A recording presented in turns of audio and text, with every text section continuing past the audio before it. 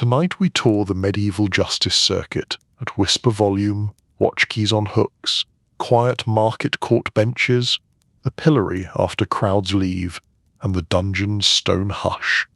Soft sarcasm, no drama, plenty of footsteps and parchment. Lean back, breathe, and let the bureaucracy tuck you in.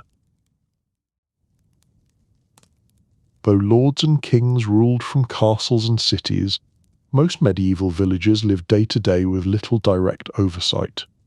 Yet even the smallest community needed someone to keep order, to guard against thieves, settle quarrels, and call help when danger came.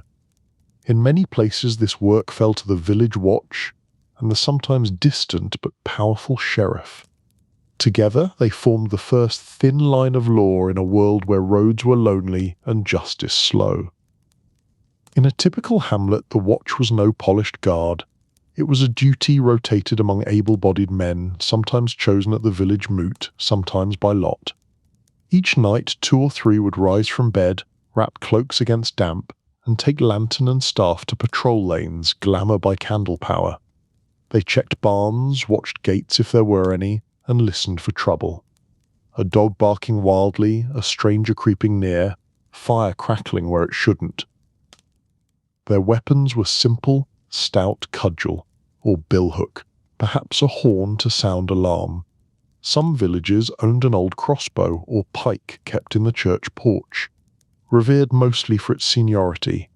Armour was rare, a thick cloak and courage were more common, yet the watch mattered, for most homes were timber and thatch. One spark could destroy all. They also kept eyes out for raiders, runaway serfs, or outlaws slipping through woods. By day, the role often passed to the constable or reeve, an elected or appointed man who kept lists of duties, carried messages, and acted as first voice of law. He might chase debtors, break up fights at the alehouse, and bring the accused before the Lord's manor court. His badge was often a staff tipped with iron or a simple seal ring showing authority. Though humble, the constable's word carried weight. To defy him risked fine or worse, and his patience had a famously short stride. Above these local figures stood the sheriff, the king's or lord's chief officer of a shire or county. Unlike the rotating watch, the sheriff was a permanent, powerful man, often of noble birth.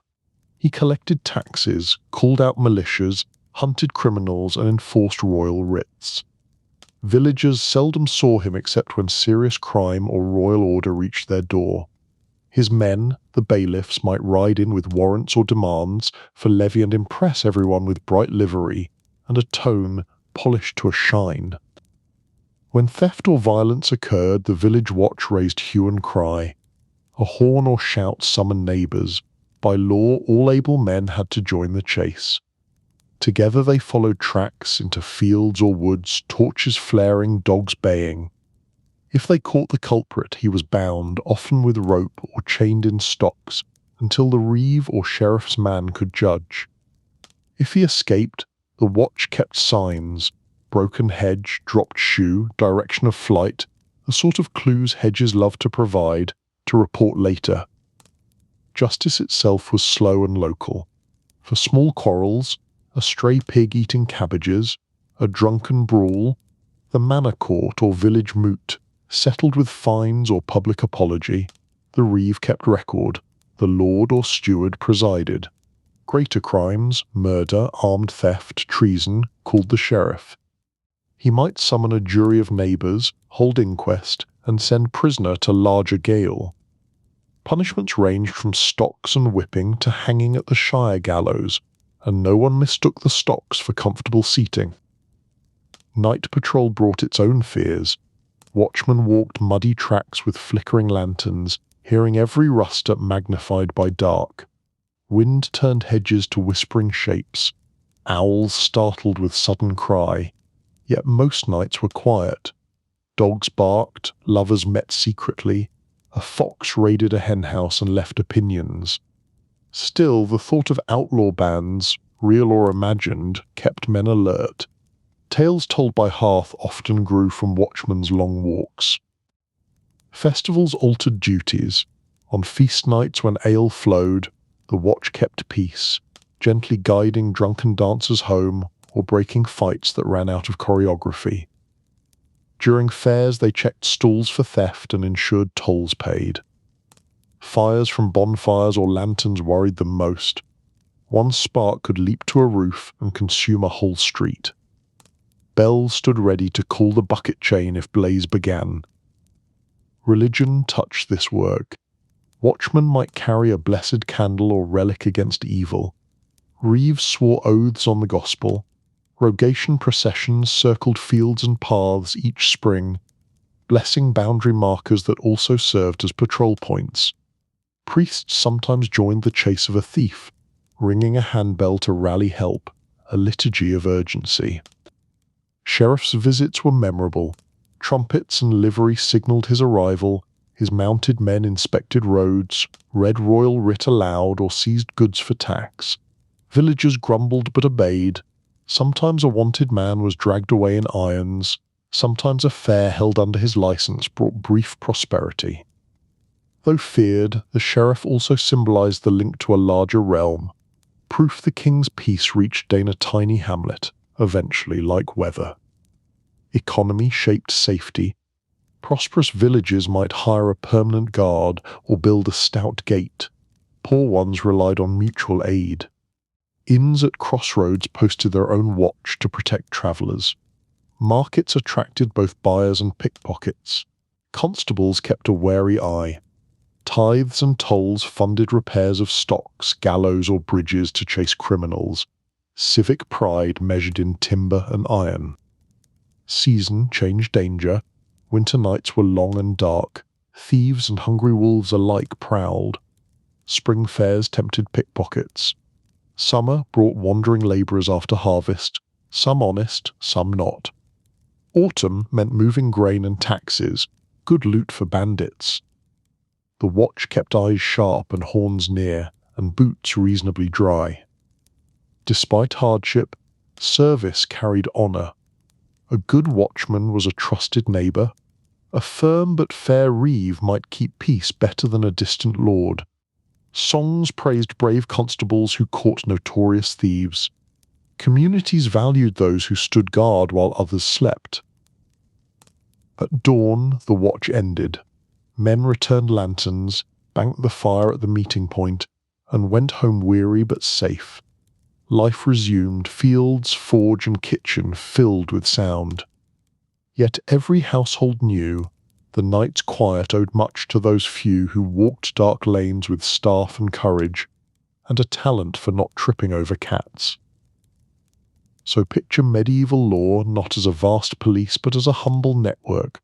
Lanterns bobbing through fog, neighbours answering a horn, a reeve with a ledger, the sheriff's men thundering in when stakes rose. The village watch and the sheriff held fragile order, enough to keep fear at bay until sunrise, lit fields once more. Every world of order has its shadow, and in the Middle Ages that shadow often took shape as the Gaol, or, in a castle, the dungeon. These were not yet the organised prisons of later centuries. They were holding places, grim and practical, where law kept the accused or the condemned until judgment came. To step into one was to enter a space built less for comfort than for control. Architecture with firm opinions, yet it also revealed much about how medieval people understood crime, punishment, and mercy. In a town, the ghoul might stand beside the guild hall or under the sheriff's court. It was a stone room or cellar with an iron-barred door, sometimes a whole tower given to justice. In villages, the holding cell might be no more than a lock-up near the church, or a strong room in the reeve's house. In castles, the dungeon lay deep vaulted chambers beneath thick walls, sometimes reached only by narrow stair or trapdoor. Cold seeped from stone, air smelled of damp and straw, torchlight flickered on iron rings set into walls like punctuation marks no one wanted to read. Gaolers keepers of these spaces were practical folk. Some were old soldiers, others trusted servants of a lord or sheriff. They lived above or near the cells, keeping keys on a heavy ring. Their work mixed routine and vigilance, feeding prisoners, cleaning when forced, preventing escape. Payment was often poor. Gaolers sometimes charged inmates for straw, better food, or looser fetters. Rich prisoners might buy relative comfort. Poor ones endured bare stone and thin gruel, learning that poverty negotiated badly. Most who entered were long-term inmates. Prisons held those awaiting trial before a lord's court or royal justices, debtors until payment made, or convicts briefly before punishment. Sentences of lifelong imprisonment were rare and costly. Execution, fine, or banishment came faster. Still, some languished for months while cases stalled or lords delayed, time kept by dripping water and distant bells. Daily life was spare. Light crept through a narrow slit, or none at all. Lamps burned smoky when the gaoler brought them. Bedding was straw if one could pay, bare floor otherwise. Food arrived once or twice. Bread, broth, water. Better fare if family sent or prisoner bribed. Chains might bind, ankles or neck to wall. Lesser cells allowed free movement within small space. Conversation murmured among captives when guards were out of earshot. News, prayers, pleas, and the occasional recipe improved entirely in theory. Not all cells were equal. Debt rooms were sometimes decent, shared by tradesmen who'd fallen behind. Felons might be thrown into deeper pits, literally oubliettes, forgotten places reached by rope. These rarely killed directly but crushed hope with dark and filth. Some castles kept wet dungeons near the moat, where water seeped cold and foul. Legends grew around such pits. Travellers whispered of skeletal remains and cries heard at night, because travellers are generous with whispers. Fear shaped the Gaol's air. Chains clinked, rats skittered, damp dripped. Prisoners prayed loudly or whispered bargains to saints. Some carved marks on the wall to count days. Hope rose when keys rattled, visitor, advocate, or gaoler bringing news of bail. Despair deepened when no one came. Executioners sometimes entered to measure a man or test a rope, grim reminders of the calendar ahead. Yet mercy appeared too. Families visited with food, blankets, and candles. Priests came to hear confession, give last rites, or offer comfort. Charitable guilds sometimes paid debtors' dues to free poor neighbours. Some lords pardoned on feast days. Some towns had custom of releasing minor offenders at Easter. Bells might ring when prisoners walked out forgiven, the sound travelling faster than relief. Trial days broke monotony. Prisoners were led to hall or courtyard, irons clanking, to face lord or sheriff. Juries of neighbours or sworn men heard the case. Oaths sworn on the gospel witnesses spoke. Sentences came swift, fine, whipping, stocks, or death. Those acquitted rejoiced. Those condemned returned briefly to the cell before punishment, the room already rehearsing their absence. Escape was rare but legendary. Stories tell of lovers bribing a gaoler, ropes smuggled in wine casks, monks tunnelling from a cell. Most ended in recapture and harsher fate, but a few succeeded, vanishing into forest or distant town. Tales told for years around hearths, polished by retelling until even the rope seemed to nod along. Dungeon life inside castles carried special weight. Political prisoners, rival nobles, captured knights were sometimes kept for ransom. They might have decent quarters with books, wine, even servants, yet remained closely guarded. Others endured harsh isolation.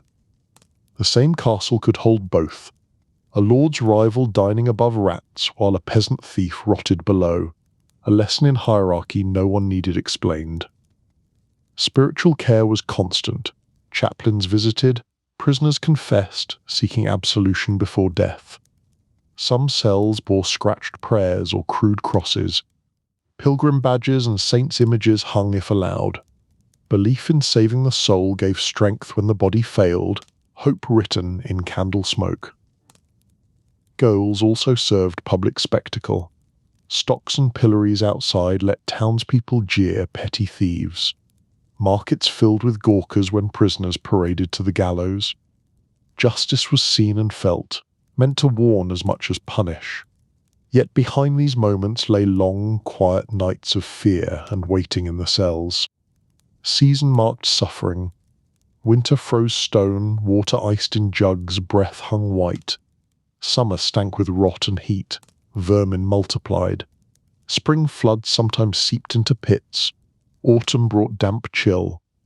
A prisoner's health often broke before judgment, hence wealth and bribes could mean survival.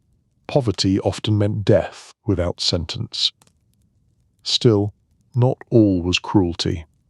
Some gaolers were kindly, bringing extra straw or food, passing letters, turning a blind eye to small comforts. Communities sometimes pressed for mercy when crimes were minor. The idea of justice mixed with local understanding. Thieves who stole bread to live might be whipped, not killed. Brawlers fined rather than maimed. Harsh yet human in its way. At dawn after execution night, silence deepened. A cell stood empty, straw left scattered. Other prisoners watched keys swing and wondered about their fate. Outside, villagers returned to work, perhaps sobered, perhaps merely relieved. Life went on, but memory of dark cells lingered. So when picturing medieval punishment, think beyond gallows to these dim stone rooms. The dungeon and the gaol held many kinds, debtor and traitor, poacher and knight. Fear dwelt there, but also prayers, small kindnesses and stubborn will to live. They remind us that justice then was both rough and personal, and that night behind bars was long indeed. Before the day's trade has fully swelled, when stalls are only half raised and the smell of fresh bread still drifts soft along the cobbles, a bell sounds from the Guildhall door. It is the church bell for prayer, nor the curfew that will come at dusk. This bell calls folk to the market court, the small, regular justice that keeps a town's everyday life from unravelling. Men and women look up from crates and counters, a few drift toward the hall. A pair of beadles clear a path with their staves. The law today is it the distant thunder of a king's decree, but the steady tread of neighbours meeting to set things straight, one loaf and one temper at a twos. The Guildhall smells of beeswax and old wood. Its long room is lit by narrow windows that catch slants of pale gold. Rushes crackle faintly underfoot. At the far end, beneath a painted board showing the town's arms, the portreeve or bailiff takes his place, flanked by aldermen in furred hoods. A clerk sits with ink and quill, a little knife for trimming the nib, the very portrait of patience. On the table lie the town's measures, a standard loaf, a brass ell for cloth, nested cups for ale, and, more solemn still, a small chest with the seal and charters. This is a chamber of weighing, not only of goods but of words, the sort of room where even a sigh feels carefully measured. People gather slowly, drawn by duty or curiosity. The ale taster stands ready, the bread weigher fingers his iron balance like a musician testing strings. Two beadles linger by the door with lanterns and staves, their faces serious but not unkind. A fishmonger whispering with her daughter steals a glance across the room to the butcher she has quarrelled with all week. A tanner, still faint with the perfume of his trade, ties back his sleeves.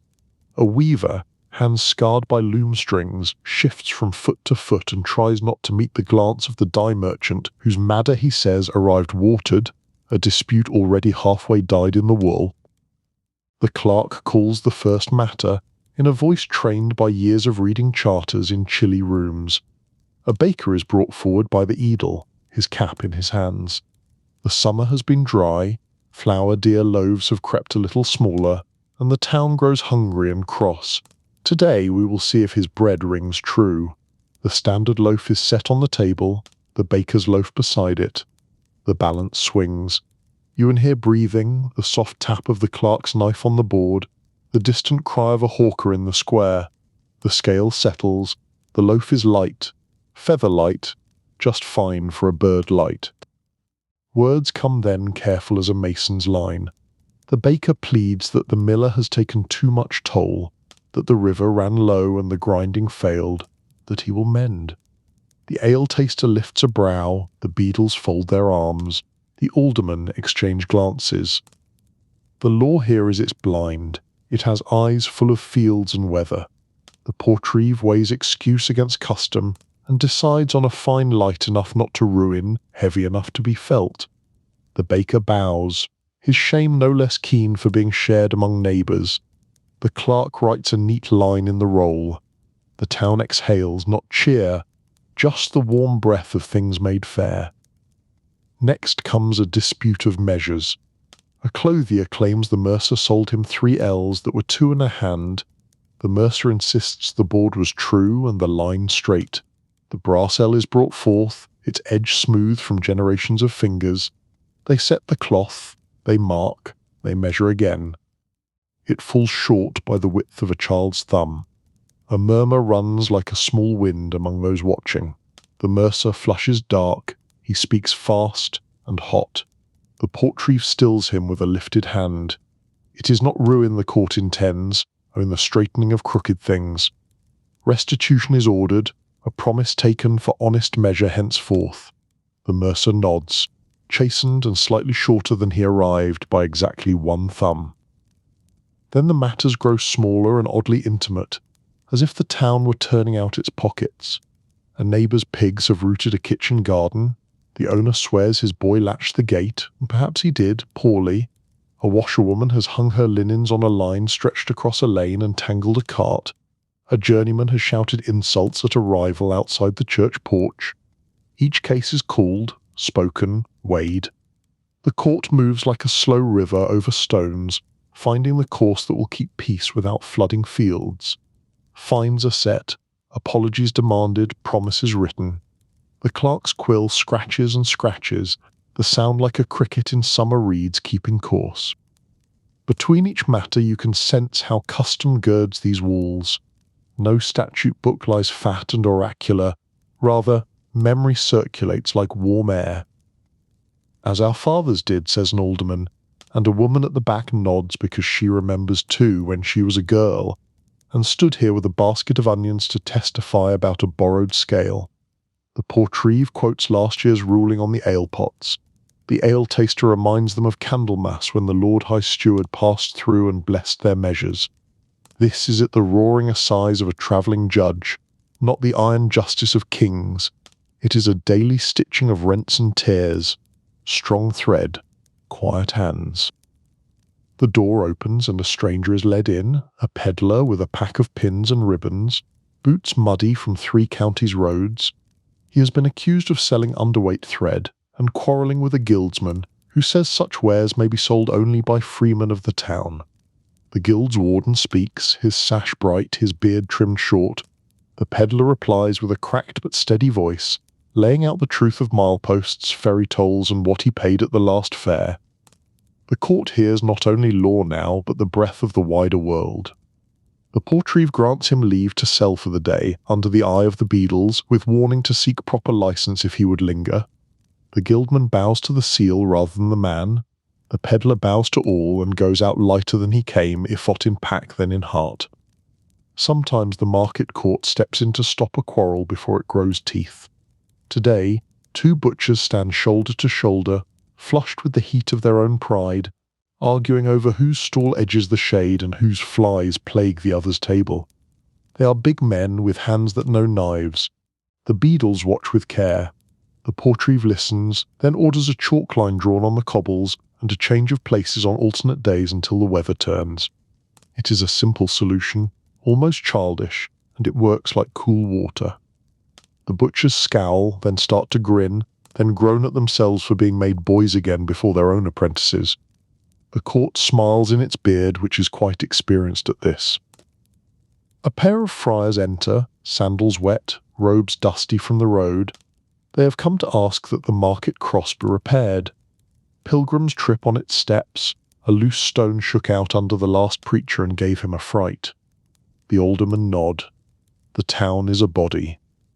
If the knee fails, the back suffers.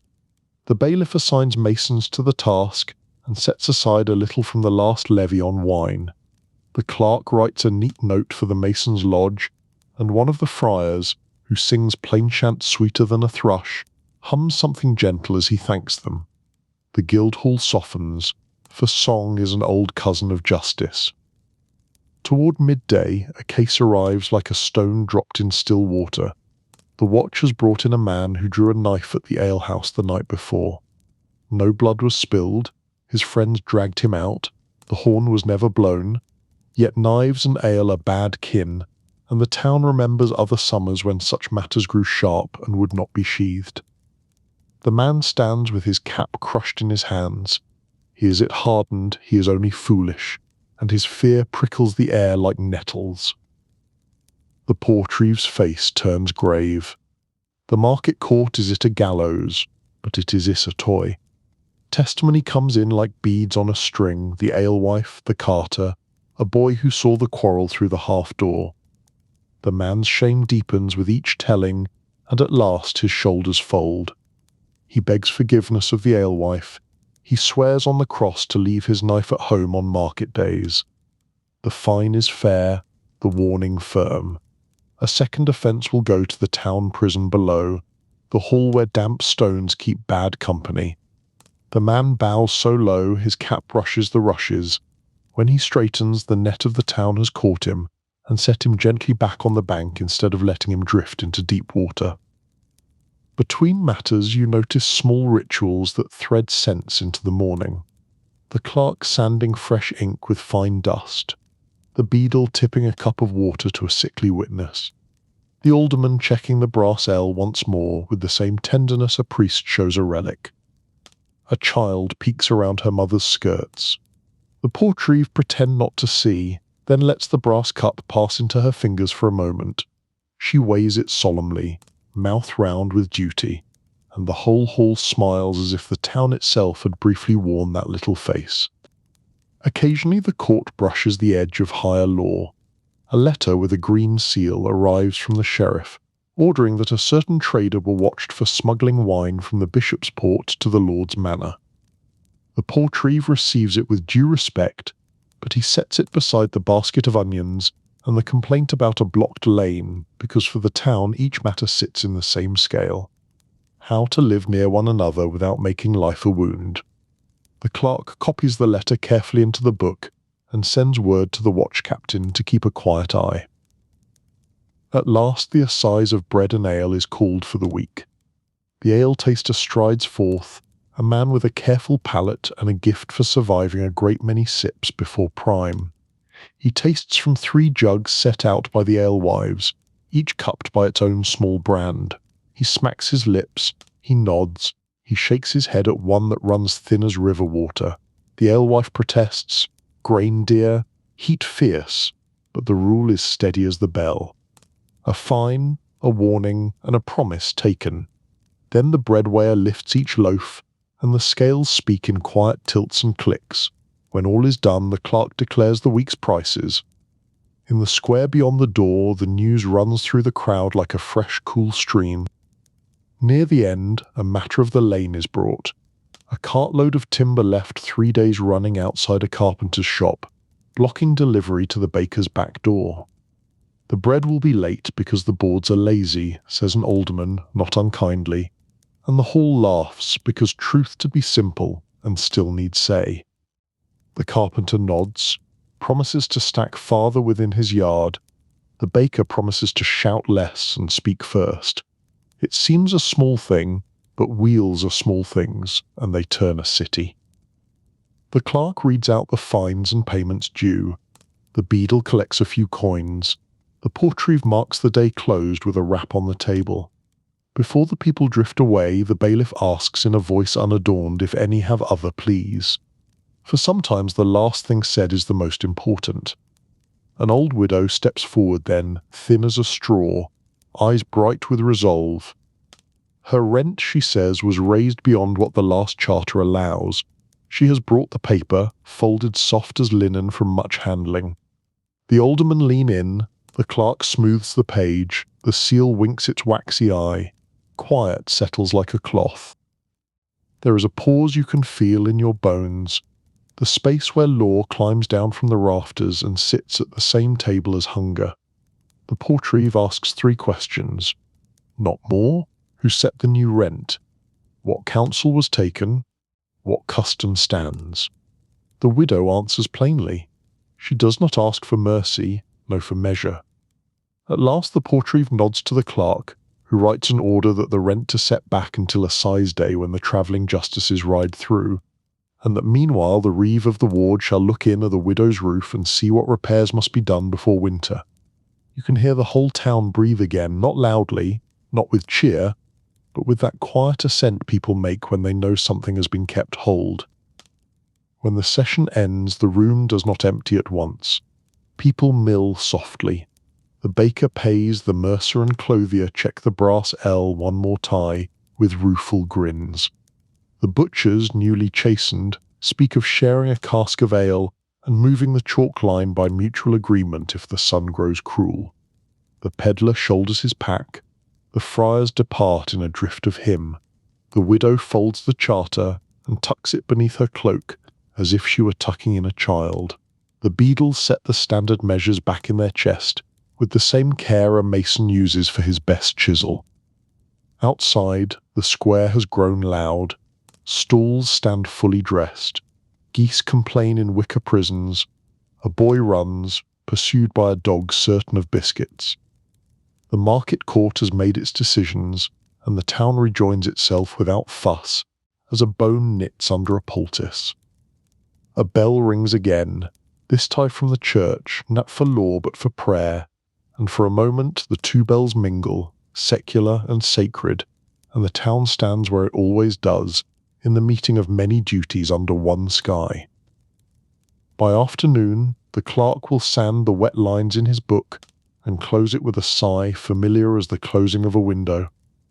The portreeve will drink a cup of watered wine and go out to look at the line between the butcher's stalls, a little amused at his own handiwork. The beadles will carry news to the wardens. The baker will weigh his dough with a care he sometimes forgets when the morning rush bites. Nothing grand has happened here, and yet the town lives by such mornings as a body lives by bread. In the evening, when the sun has gone and the lanterns glow in the lanes, people will retell some matters with more wit than truth. The mercer will become a scoundrel, the butchers buffoons, the friar a saint with a voice like honey.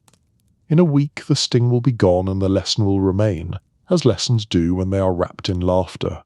The widow will sleep easier, not because the law is a cudgel, but because it is a staff that helps her walk. So remember this room when you picture medieval justice. Not only the gallows on the hill or the distant thunder of royal writs, but this market court, where neighbours measure bread and measure words, where a brass ell and a steady pen keep peace, where the law bends just enough to hold, like a willow switch woven into a fence. Here, under beams dark with smoke and banners faded by time, a town learns again each market day how to live together and call it fair. If the market court is the quiet stitching of a town's peace, the pillory is its sharp needle, public, humbling, and meant to mend what has torn. It stands often at the edge of the square or near the churchyard gate, a stout wooden frame with holes for head and hands, or sometimes only for the neck. Its presence is reminder and warning, but also strangely communal. To stand there is shame, to watch is lesson, to pass by is to weigh one's own conduct, a mirror you cannot avoid by looking away. The structure is simple. 2 uprights of timber, weathered by rain and sun, support a hinged board drilled with 3 round openings, 1 for the head, 2 for arms. Iron fittings hold it shut. A padlock or pin secures it. Some towns have stocks instead, holes for feet, leaving the punished seated. Some have cucking stools to duck scolds in water. But the pillory, tall and central, is most feared. Architecture that points a finger. Morning is the usual hour for penance. After the market court has judged, or after proclamation from the bailiff, the culprit is led out by beadles or watchmen. He or she may be a baker who cheated weight, a fishwife who sold rotten herring, a drunkard who drew knife, a slanderer who loosed tongue too far. Nobles rarely stand here. This is justice for townsfolk and tradesmen. The walk is part of punishment. Beadles carry their staves. Sometimes a small crowd follows, curious or jeering. The condemned may wear placard naming offence, farce measure, scold, drunkard, thief. Bells sometimes toll. At the square, the boards creak open. The head goes in first, then hands. When they close, there is sudden stillness, a person bound and lifted above everyday pace, no longer hidden among neighbours, learning how heavy a minute had be. Shame is the chief tool.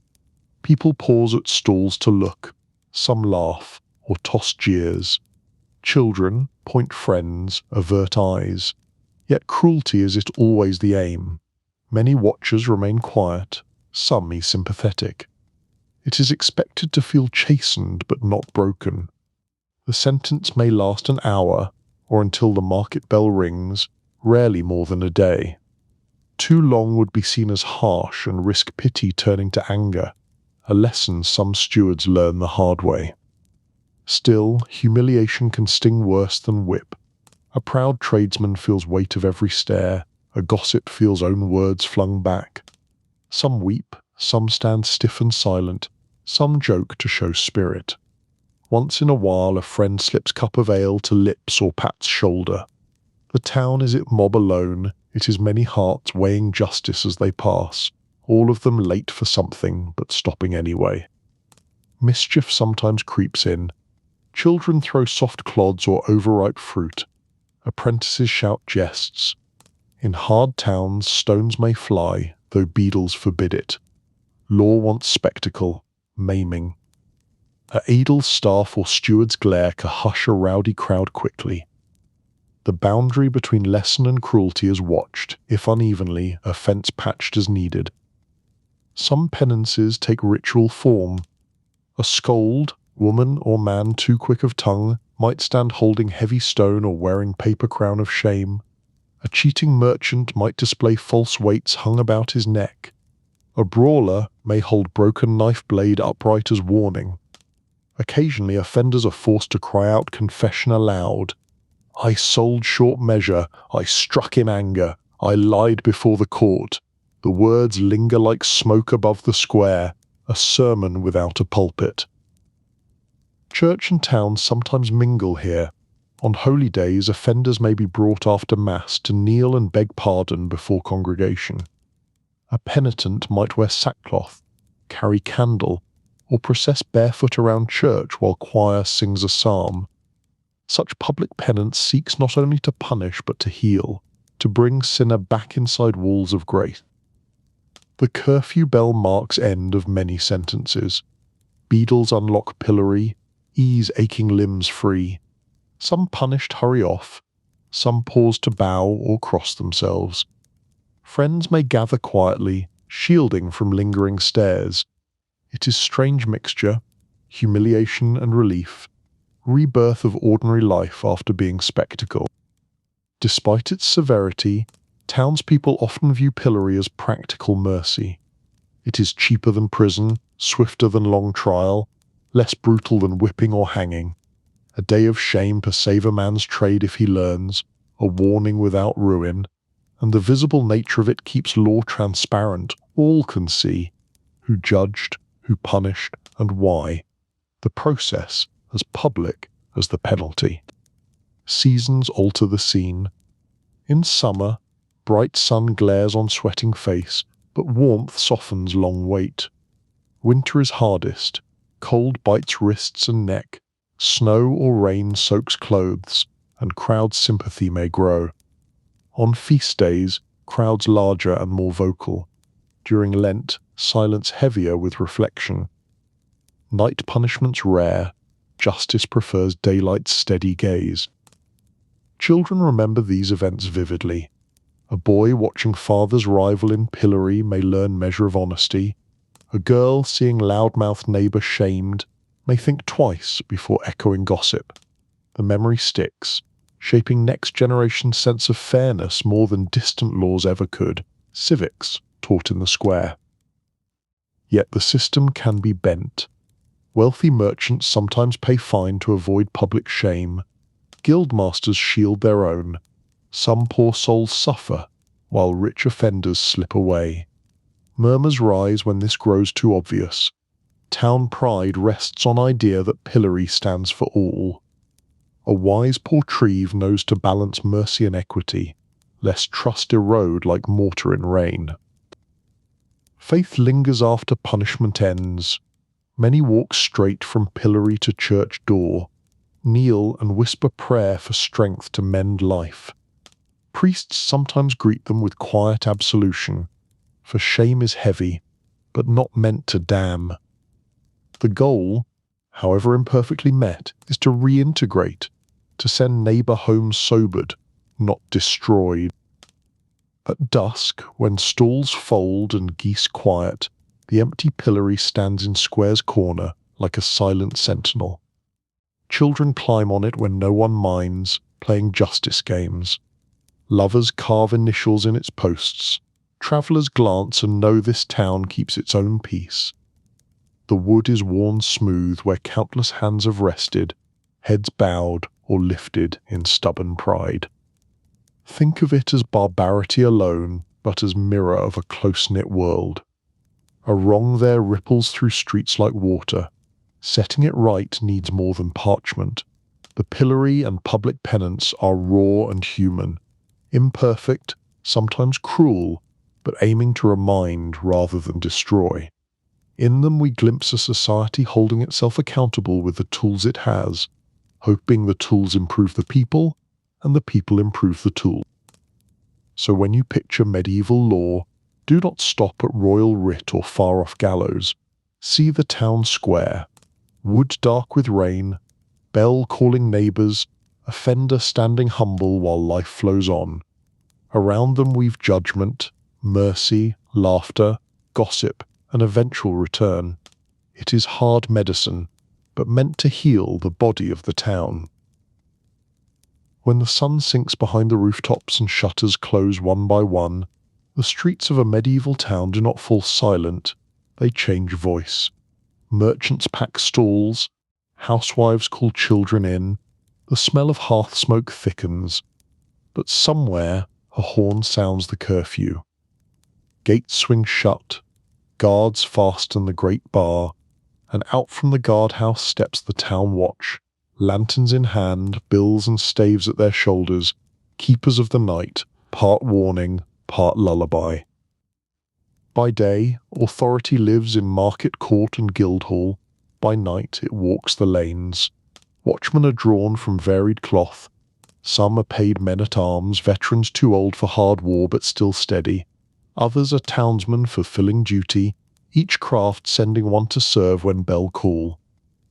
A captain of the watch commands, chosen for steadiness rather than swordplay alone. They gather at dusk, buckle belts, light horn lanterns shielded against wind, check that locks and keys hang safe, and tell themselves, as always, that nothing exciting would be best. The town itself changes with darkness. Streets narrow as fear, corners loom. The comforting bust of day thins to quiet. Only taverns spill light and laughter, sometimes too loud. Dogs roam, sniffing refuse. Somewhere a cart rumbles late, wheels echoing. The night watch knows each alley and gate, each tavern likely to brew quarrel, each yard where thieves might slip. Their feet on cobbles sound slow and deliberate, a warning and reassurance in one, the city's heartbeat set to a walking pace. First task is patrolling the walls and gates. They check hinges, test the great bar, peer over parapets at fields fading into dusk. Travellers arriving after gates shut may call for entry. Watch decides if safe to admit. Merchants who dawdled at fairs plead. Peasants laden with produce beg. Sometimes a known man is let in for fee. Strangers may wait till dawn in Gatehouse. Smugglers and spies fear this moment most, for a sharp-eyed captain can sniff falsehood like a hound with a university degree. Within the town, watch follows set beats. Main streets first, where lamps hung at corners burn low. They trim wicks, add oil, or light fresh torches when provided. Many towns demand each house hang a lantern outside. Fines await those who forget. Small lanes follow, darker and full of whisper. Here watchmen listen, for breaking shutters, hushed footsteps cry of alarm. Quiet crime thrives at night, petty theft, housebreaking, brawls by alehouse door. A quick knock of staves or cobble, or sharp hoe there, often scatters mischief before it blooms. Taverns and alehouses draw close attention. Laughter is fine, singing too, but drunken quarrels breed knives. Watchmen step inside now and then, lantern beam cutting smoke, to remind all of law. Alewives know them, sometimes bribe with mug of warm ale to keep good temper. If fight erupts, watch hauls offenders out, cools them in lock-up till morning court. Many a foolish lad sobers on straw cell floor after such night, swearing eternal reform until next payday. Some nights bring fires, greatest terror of medieval town. Watch sniffs for smoke, eyes roofs for telltale glow. A cry of fire changes. All bells ring, buckets form chains from well or river. Watch directs with urgent voice. Fire hooks pull down thatch to stop spread. In these hours, their authority is unquestioned. They save whole wards from ash, a heroism that smells of wet wool and smoke. Other dangers stalk dark footpads lying in wait for lone travellers, burglars prying shutters, smugglers shifting contraband, and sometimes wolves if gates stand near wild. Watch carries bills, polearms with hook and spike, good for both fight and hauling drunk from gutter. Horn or rattle warns comrades if trouble. Most foes melt at first shout, but a good watchman knows when to push and when to retreat for help. Courage measured with common sense. Religion shades the night. Watch may pause at church porch to pray, or bow passing shrine. Bells mark hours. Compline, then matins. Monks' chants drift over roofs while watch moves below. In some towns, patrols avoid cemetery paths, half from piety, half from fear of spirits.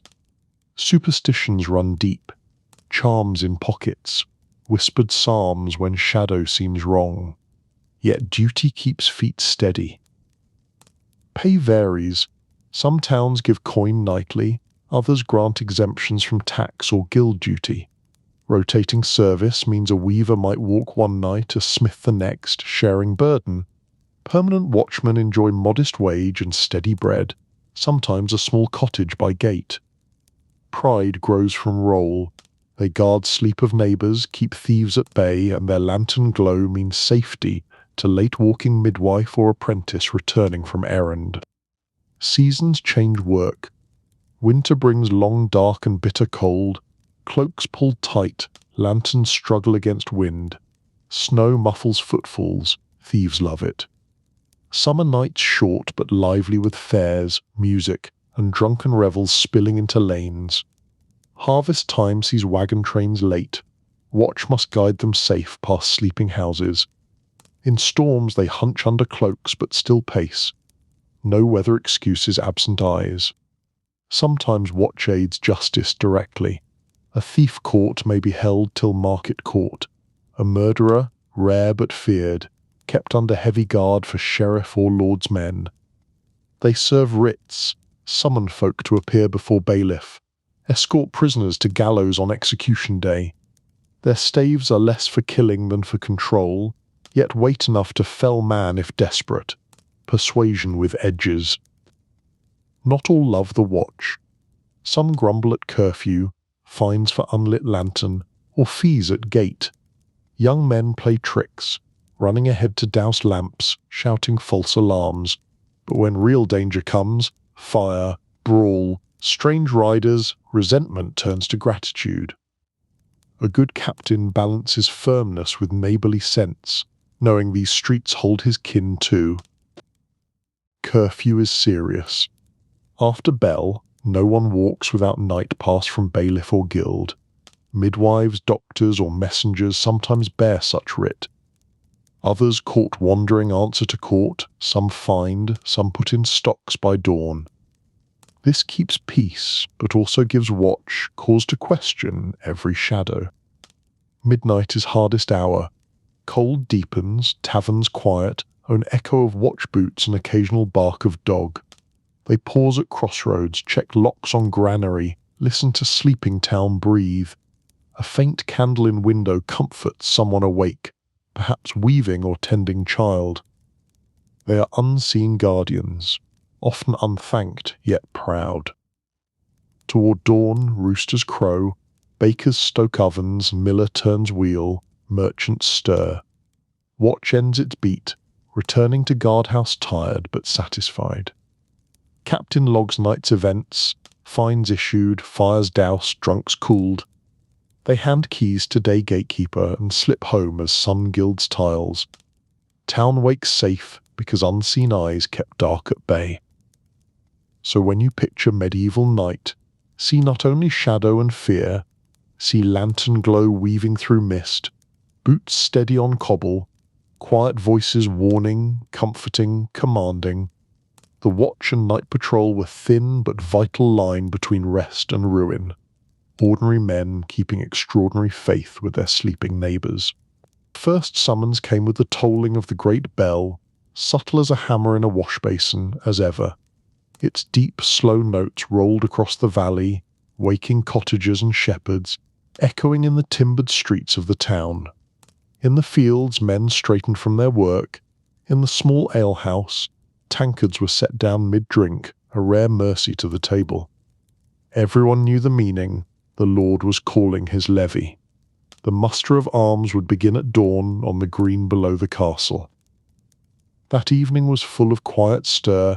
In cottages and crofts, fathers took down spears long stored above hearths carefully, as if the cobwebs were official seals.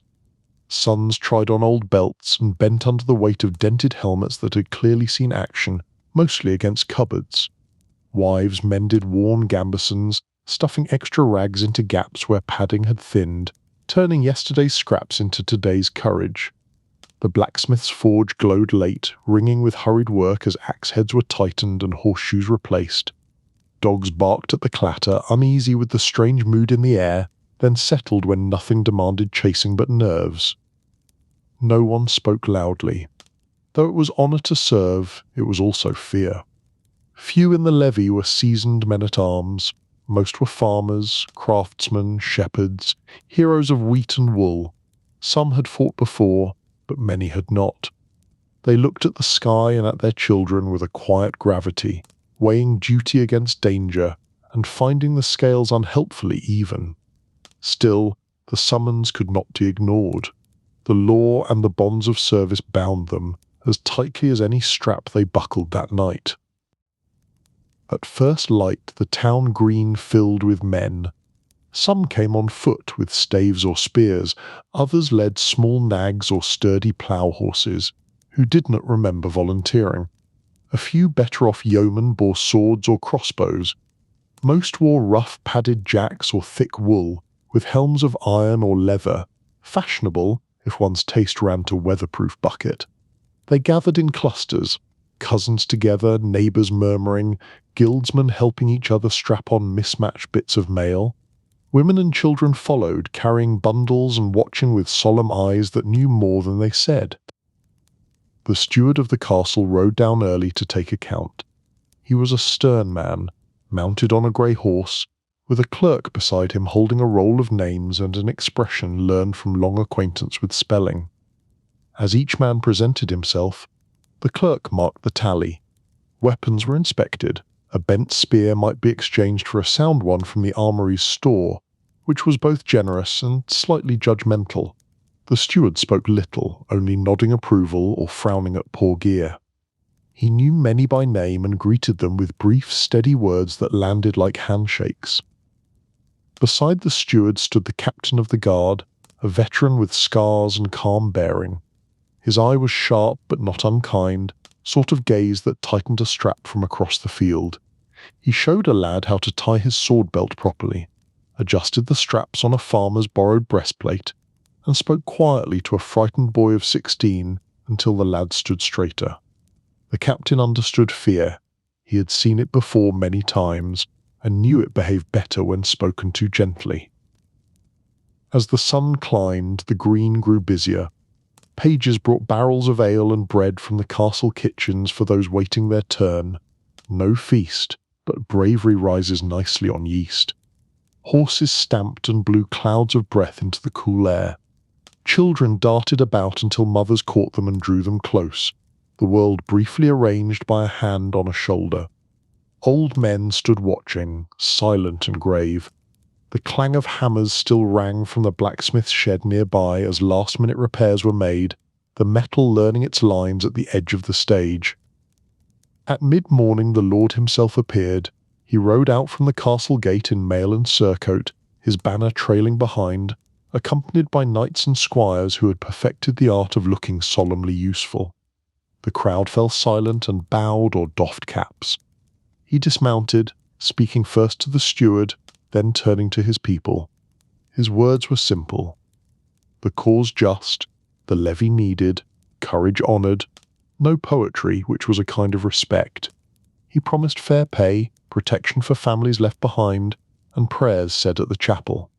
His voice was steady, and though fear did not vanish, men seemed to stand taller as he spoke, like spears reminded of their purpose. After the address, the muster became more ordered. Men were grouped into companies under chosen leaders, older soldiers or trusted reeves, the ones who could count without losing their place. Each company was counted and supplied. Spears where needed, bundles of arrows, spare bowstrings, leather water flasks. The castle's armoury contributed what it could, though gear was never enough for all. Somehow, there was always one helmet short and one strap too long. Still, a sense of readiness began to grow, steady as a drumbeat no one had to strike. Near the edge of the green stood the chaplain with a small altar hastily set up. Men drifted there in twos and threes to kneel and receive blessing. He spoke to each in turn, hearing quick confessions, anointing foreheads with holy oil, and murmuring prayers for safety and courage. Some rose with eyes shining, others still grave but steadier. The sound of his quiet Latin carried faintly through the hubbub, half lullaby, half lifeline. By noon, the levy looked more like an army. Banners had been brought out, simple flags for each company, often marked with little more than a colour or a crude symbol so men could find their place in the press of battle. The captain drilled them gently. How to stand in line, how to brace spears, how to keep shields locked together, also how not to argue with a horn. It was rough and imperfect, but it built a little confidence and gave shape to the day's purpose, as if the green itself drew straighter lines. Families lingered at the edges, offering food or tightening straps one last tie. Wives tied charms to their husbands' arms, a bit of ribbon, a small saint's medal, a braid of hair, light things, heavy with intent. Mothers kissed sons with quiet fierceness. Children clung and cried until lifted high for a last hug, a view of bravery from safe altitude. These goodbyes were done without wailing. The people knew war was part of life, but each parting carried weight that hung from the heart like iron. As afternoon waned, the steward gave the signal to prepare for departure. Supplies were loaded onto wagons, sacks of grain, barrels of ale, spare weapons, everything you might need, except certainty. The smith hammered a final rivet into a helm before handing it off to its owner, who promised it a careful life. The lord mounted his horse, as did his knights, while the footmen gathered under their banners. The captain walked among them, offering last bits of advice. Keep close, mind the signal horn, trust the man at your side. wisdom in short sentences. The chaplain moved once more among the ranks, sprinkling holy water, murmuring blessings. Some men knelt briefly, others bowed their heads without moving. The setting sun cast long shadows across the green, turning the spears into a small forest of dark points, trees that would not root where they stood. The air felt heavy with unspoken thoughts, fear, pride, duty, and the quiet hope of return, folded and tucked away like letters. At last the horn sounded, the drawbridge was lowered, and the first company stepped off the green toward the road. Boots thudded on packed earth, hooves clattered behind as the lord and his knights took the lead.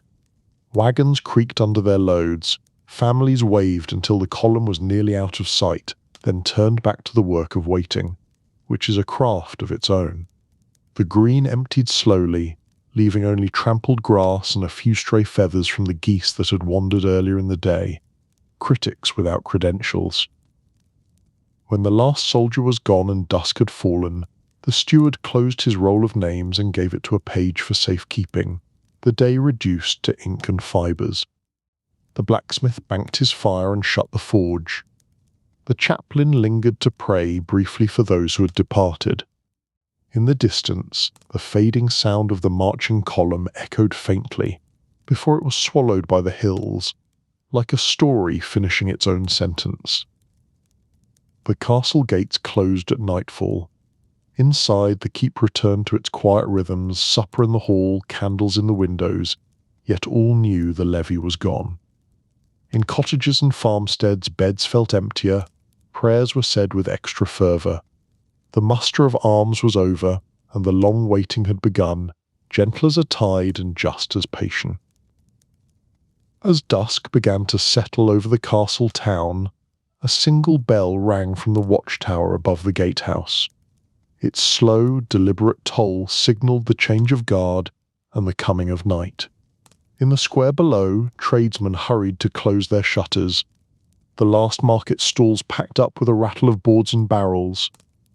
Through the gathering shadows walked the captain of the watch, his cloak dark against the fading light, his boots striking a steady rhythm on the cobbles, the metronome of safety. He was a man of middle years, scarred and calm-eyed, with the quiet authority of one long used to danger. His sword hung at his hip, but he rarely touched it. His voice and presence were weapon enough. Behind him followed two sergeants, lanterns unlit for now, their hands resting easy on spear shafts. Together they crossed the square, stopping now and then to speak with merchants or nod to townsfolk heading home. The captive's first duty each evening was the tour of the gates.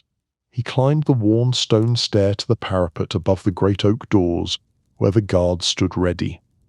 There he spoke with the day watch, asking what travellers had passed, if any quarrels had arisen, if news had come from the roads. His questions were quiet but precise. Nothing escaped his notice. Then he inspected the portcullis and drawbridge chains, tested the lock of the postern gate, and peered out at the dim road beyond. Next he visited the wall towers, their narrow stairs echoing with his measured tread. In each he checked the brazier for warmth, the horn for signalling alarm, the state of the crossbows and stones kept for defence. He praised a clean and ready post, frowned at a lantern left untrimmed, and spoke a word of encouragement to young watchmen nervous in their first night duty. Where fear lingered, his calm steadiness seemed to banish it, like a hand smoothing wrinkled linen. When his circuit of the walls was complete, the captain returned to the watch barracks near the gate. Here men gathered to hear the knight's orders. Some were veterans, easy in their armour, others green-faced lads hoping to impress. The captain spoke simply, where each patrol would walk, which taverns to watch for trouble, which roads to keep clear for late merchants. He reminded them to help townsfolk first, to keep swords sheathed unless need demanded, and to bring prisoners unharmed if they could, courage with manners. Then the watch dispersed. Lanterns were lit, casting warm circles on the darkening streets. Pairs of guards set off in measured rhythm, their boots echoing against the timbered houses. The captain did not always lead a patrol himself, but tonight he chose to walk with one through the busier quarter near the river. It was a place of taverns and warehouses, where labourers drank and sailors brawled when pay was good. The streets there smelled of ale and fish, of smoke from hearth fires and the river's damp breath. Taverns spilled lamplight and laughter onto the cobbles. The captain walked steadily, greeting barkeeps by name, listening for the pitch of voices that meant quarrel or danger. When he saw a drunken pair begin to shove, he stepped forward with calm authority. His sergeant stayed close, but often his voice alone was enough to cool tempers. "Go home," he said quietly, and they did. Economy of force in a single sentence. Now and then he stopped to question strangers, merchants still unloading, sailors seeking lodging, travellers with packs and road-wearied faces.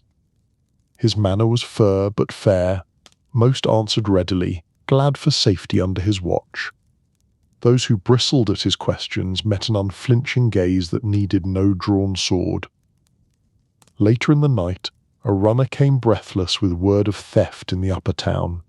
The captain turned at once, striding swiftly with his men. At a merchant's house they found a window pried and goods gone. He examined the marks of the crowbar, questioned neighbours gently but thoroughly, and set 2 guards to search the lanes for suspicious figures.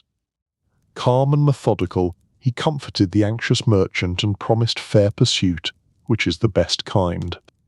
Sometimes the watch faced darker matters, a body found in an alley, a brawl turned deadly, or whispers of spies. Then the captain's tone hardened but remained steady. He called for torches, examined signs with a soldier's eye, and sent trusted men to fetch the steward or the Lord's bailiff. Justice here was deliberate, not hasty, and the captain kept it so, save when anger rose among the townsfolk. Toward midnight the streets grew still. Doors and shutters were closed, taverns quieted, only the soft glow of lanterns marking the patrols. The captain returned to the gatehouse to check on the outer watch. Together they drank a little warmed ale, spoke softly of the day's small troubles, and listened to the night sounds, the river lapping against pilings, an owl's call, the faint bark of a distant dog. Sometimes he walked the silent lanes alone, lantern swinging. He knew every alley and court, every place where shadows lingered. He walked not as a hunter but as a guardian, trusting the peace his presence brought. Few dared mischief when the captain's boots sounded on the stones, a sermon preached in leather soles. Before dawn he made one final round. The night watch, weary but proud, greeted him as he passed. He thanked them, quietly, but the words carried weight, and noted any trouble for the steward's morning report. Then he returned to the barracks just as the first pale light touched the roofs. When the day guard came yawning to relieve the night watch, the captain met them at the gate. He gave his orders, spoke of the night's events, and handed over the keys and the rolled reports. Then, at last, he allowed himself a slow breath.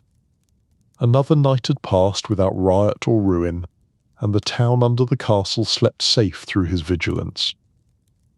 Though his work held danger and long hours, the captain of the watch took no pride in fear. His craft was quiet safety, a steady eye, a calm word, a sword drawn only when all else failed. As the sun rose and townsfolk stepped out to sweep doorsteps and open shops, few gave thought to the man who had walked their streets in darkness. Yet it was his unseen watch that kept peace through the long medieval night. The morning of the trial broke pale and cool, a thin mist curling above the castle yard, as if the weather too preferred not to take sides. Word had gone out the night before, and by dawn folk from the town and nearby hamlets gathered to watch. Trials were solemn and rare. Most quarrels ended in fines or oaths, but some matters, grave crimes or questions of honour, were left to God's judgment by combat. Today 2 men would meet in the yard to prove truth with steel, an argument conducted at sword volume for the benefit of any soul who found logic overrated. The ground had been swept and levelled, sand was strewn to hide the mud and, incidentally, the future, and a rough barrier of timber rails marked the combat ring. At one end stood a small platform for the lord and his household, at the other a raised seat for the steward and scribes who would witness the oaths and, if necessary, explain them later with a straight face. Along the rails townsfolk clustered, murmuring softly, faces pale with awe and curiosity. A few children clung to mothers' skirts, eyes wide, already composing very thorough questions for bedtime. Before the combatants arrived, priests processed into the yard. They bore a crucifix and holy water, their voices low in prayer, as ritual kindly went first. The chapel bell tolled 3 slow notes, calling all to silence and good behaviour. The Lord emerged then, wrapped in a long fur-lined cloak against the chill, and took his place on the platform. Knights stood behind him, helms in hand, faces grave. This was no tourney for sport, this was justice, which employs fewer ribbons and smiles. The accused came first. He was a broad-shouldered man, a miller by trade, his face set and pale beneath his cap. Chains had been struck from his wrists but still hung loose about his belt, a memory with hardware. He walked with 2 guards at his side, head held stiffly, eyes fixed on the sand ahead. Behind him followed his kin, grim and silent. He knelt briefly before the Lord's seat, a courtesy to hierarchy and, perhaps, to luck, then stepped into the ring. Opposite him entered the accuser, a knight of middling years, lean and stern. His surcoat bore his household arms, and he carried his own sword and shield, the sort of accessories that insist one is telling the truth. He bowed deeply to the Lord and then to the priests before taking his place at the other end of the ring. His face was unreadable, his manner calm but intent, the expression men wear when they are certain and would prefer events to keep up. The herald stepped forward, unrolling a parchment that had clearly practiced being important. In a clear voice he proclaimed the matter, an accusation of murder, denied by the accused, demanded trial by combat according to ancient rite. Murmurs rippled through the crowd, quickly hushed. When the herald finished, the chaplain raised his crucifix high, and both men knelt to swear their oaths. Each declared his cause just, and called upon God to grant victory to the innocent, a request notable for its popularity on both sides. Then came the arming. The knight was already dressed in padded gambeson and mail. He strapped on his helm and lifted his shield with practised ease, which is to say with the air of someone who has put on this argument before.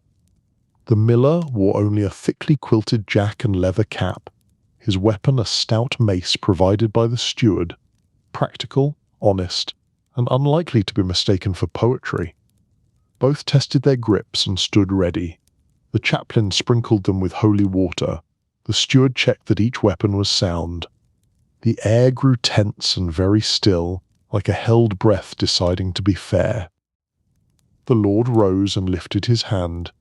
"Let God decide," he said, voice carrying over the yard with the calm of a man not personally required to fight. The herald blew his horn once, long and low. With that the combat began, and the yard remembered how loud faith can be when metal helps it speak. At first the 2 circled, cautious. The knight held his sword high and shield close. The miller gripped his mace in both hands, eyes darting for an opening that would kindly open itself. The crowd hardly breathed. Then, with a sudden cry, the knight struck, his blade flashing toward the miller's shoulder. The mace swung up in tide to block, the blow glancing off with a dull thud. Sand sprayed under their boots as they closed and broke apart again, a conversation in short, emphatic sentences. Blow followed blow, slow and heavy. This was no swift joust, but a grueling trial, fought by men with fear and faith alike in their hearts, both of which are notably heavy when worn under armour. The knight pressed with skill, his sword ringing against the miller's mace and padded coat. The miller, though untrained, fought with raw strength, his great swings forcing the knight back more than once. Each strike drew gasps from the watching crowd, who were suddenly experts in footwork and very grateful not to be demonstrating it. Between bouts they circled, panting, weapons lowered for a heartbeat. Sweat streaked the miller's face despite the chill. The knight's mail glinted dull where sand clung to it like an opinion. Both glanced toward the crucifix, silent prayers flashing across tired faces. The chaplain murmured softly from the rail, though his words were lost in the wind and arguably not addressed to the wind anyway. At last the fight turned. The knight feinted left and swung right, his sword catching the edge of the miller's cap and cutting deep into his brow. Blood ran down the man's face as he staggered back, proving that red indeed reads from a distance. Still he fought on, roaring with desperate strength, his mace smashing against the knight's shield with a sound like splitting wood and stubbornness. But the knight pressed harder, steady and relentless, driving him step by step across the sand the way patience drives any argument it intends to win. With a final cry, the miller stumbled. The knight's sword struck true, knocking the mace from his grasp and sending him sprawling. The field went silent but for his ragged breath, the kind of silence that knows exactly what it means. The knight stood over him, blade poised. Then he stepped back and raised the sword to the Lord in salute, a reminder that ceremony never misses a chance, even when everyone is tired. The herald's horn sounded again, short, sharp, final. The trial was ended. The chaplain hurried to the fallen man, tending the wound with cloth, and whispered prayer. The Lord spoke, his judgment quiet but firm. The knight's cause upheld, the miller guilty in the eyes of man and God. Murmurs rippled through the crowd, some sorrowful, some grimly satisfied, all of them freshly aware that truth, when asked to choose a costume, sometimes reaches for steel. The defeated man, bleeding but alive, was taken into custody once more. His fate would be the Lord's to decide, often death, sometimes a fine or exile if mercy was shown, a coin tossed by conscience with many eyes watching. His kin wept softly as he was led away. The victor bowed to the Lord and then to the chapel, thanking God aloud for righteous aid. He looked weary, not joyful, a man who had fought for honour but found no pleasure in another's fall, which is the respectable part of the ceremony no one applauds. As the crowd dispersed, life crept slowly back. Merchants reopened shutters, children, now chattering, chased one another with sticks, turning a grim lesson into a game with the speed only children possess. Yet many glanced back at the sanded ring, its surface darkened by blood. The trial by combat was rare for good reason. It was hard and sobering, a thing that left the heart heavy when justice seemed clear, and especially when it didn't. When the yard emptied, servants raked fresh sand over the marks and washed blood from the rails, housekeeping for history. The crucifix was carried back to the chapel. The herald rolled his scroll and departed with the gravity of a man whose punctuation has consequences. Only the echo of the fight lingered, a memory in the stones and in the hearts of those who had watched, the kind of echo that answers if you call it, and sometimes when you don't. By dusk the place was quiet again, the castle resuming its ordinary life. Yet in every hearthside tale that night the trial was spoken of, the fear, the prayers, the clash of weapons, and the heavy truth that sometimes justice wears a soldier's face and leaves a scar behind. And so the yard slept, the sand smoothed, the rails clean, while memory kept its watch, economical, precise, and in no hurry to forget. On the far side of the town, just beyond the last row of cottages, there was a small field known to all. It was a quiet place most days, grass growing long, birds picking among the hedges, but its name carried a weight that hushed voices. The execution green. When justice reached its hardest edge, when theft, treason, or murder had met its end in the Lord's court, it was here that the sentence was carried out. A field, yes, but also a black-letter footnote to the town's soul, where the law spoke in the shortest possible sentences. At dawn on the appointed day, the town stirred early. People rose not with joy, but with a sombre curiosity. Because I'd rather not see, wrestled famously poorly with, but what if I miss it?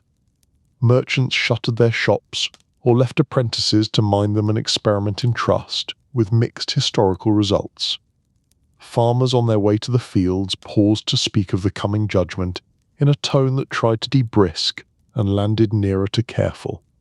By mid-morning a slow stream of townsfolk and villagers moved toward the green, quiet and respectful, as if the grass itself had asked for lower voices. The scaffold had been built the day before. Carpenters worked under the captain of the guard's watch, raising stout beams and testing the trapdoor with ropes and pegs, and the sort of attention normally reserved for bridges and confessions. For a hanging there would be a gallows. For a beheading, a low wooden block, and sometimes both, if judgment was uncertain until the last. Versatility is a virtue, hear. A simple rail kept the crowd back. Beyond it stood a space for the Lord's men, priests and heralds. A small geometry of authority arranged so no one need ask who spoke for the law. Before the hour, priests came to bless the place. They sprinkled holy water on the scaffold, murmuring prayers that justice is tempered with mercy, and that the soul of the condemned might find peace. Incense drifted, doing what incense does best, making even rough boards seem part of a ritual older than the timber. Their quiet voices and the faint resinous scent lent the green a strange, hushed air. Birds sang faintly in the hedgerow, stubbornly on schedule, unaware or uninterested in the human weight gathering there. The crowd gathered slowly, men in work clothes, women with shawls pulled tight, children kept close but not always shielded, curiosity being a stronger leash than hands. Some came from duty, some from curiosity, a few from personal grief or anger that made the air around them taut. All stood quietly, speaking in low voices. This was no fair or feast, it was the law made visible, and even those who had no love for the Lord felt its solemnity wrap around their throats like a caution. Then came the procession. From the town gate emerged the captain of the guard, riding slowly at the head of a file of soldiers whose boots had opinions about gravel. Behind them walked the condemned. Some came silently, heads bowed. Others prayed aloud or called out to the crowd with voices that tried for steady and reached the edge of breaking. Shackles clinked with each step, a music that never found a tune. The priest walked close, holding a crucifix and murmuring prayers. Sometimes family followed, weeping softly. Sometimes no one did, and the silence said its own familiar, terrible lines. When they reached the scaffold, the herald stepped forward to read the sentence. His voice was clear and formal, naming the crime and the judgment, the words ironed flat by tradition so that no one imagined this was improvisation. He spoke not with hatred, but with ritual weight, each word part of a long chain meant to show that this act belonged to the law, not to vengeance. Though vengeance, ever helpful, liked to stand nearby pretending to be a cousin. The crowd listened in silence, broken only by the sigh of the wind and a nervous cough that regretted itself immediately. If there were final words, they came now. Some condemned spoke fiercely, proclaiming innocence or cursing enemies with a fluency that would have impressed on any other stage. Others asked forgiveness or whispered prayers. A few stood mute, eyes fixed far beyond the gathered faces, as if measuring a horizon they alone could see. The priest stayed close, offering comfort, the crucifix lifted for the last glance of faith. Mercy, for its part, showed that as requested, if it always as expected. Then came the end. For hanging, the noose was placed, the rope checked with the peculiar care reserved for knots and fates. For beheading, the condemned was guided to kneel at the block, the grain of the wood strangely interesting at close range. Soldiers held fur but not cruelly. The captain gave a small nod when all was ready, quiet punctuation of command. A hush deeper than any church fell over the green. Then, swift, decisive act was done. Justice, when it moves, does not meander. A collective breath passed through the crowd, some gasping, some crossing themselves, a few staring at their boots as if the leather had suddenly become instructive.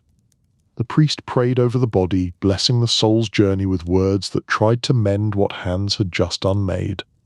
The herald declared the law fulfilled.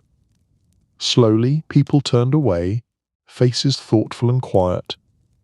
There was little cheering here. The stomach knows what the mind insists upon.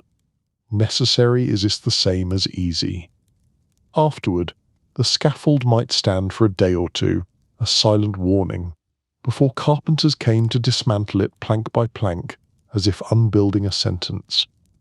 The body, if it claimed by kin, was taken for burial beyond consecrated ground. The grave-digger, philosopher by default, did his work with practiced care.